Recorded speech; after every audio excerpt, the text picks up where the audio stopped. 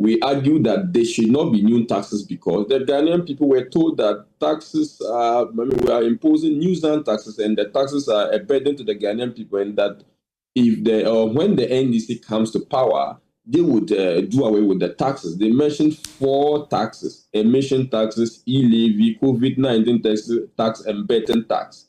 These taxes, the rational expectation of every Ghanaian is that they would go.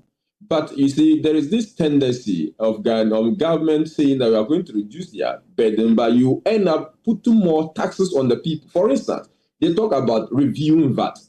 If we find in the budget that there's a restoration of some VAT handles that the previous government abolished, then you are basically shortening the good people of Ghana, because we know that real estate taxes or VAT on real estate was abolished by the previous government. If I read the budget and I find out that there's a reintroduction of real estate taxes, I will find it to be disingenuous to the good people of Ghana. I also know that there was no tax on non-life insurance policies. Now, if I read the budget and I see that there are non-taxes or VAT on non-life insurance activity, I'll find it to be shortening the good people of Ghana, because the government did that, removing those taxes, and you are coming back to impose those taxes again. I also know that, for instance, growth and sustainability levy, with the sunset clause was around 2025, whether or not the government would, because they have always argued that some of these taxes have sunset clauses, whether they are going to abide by their sunset clauses or extend them. If the government is extending those particular taxes, well, it means that the government believes that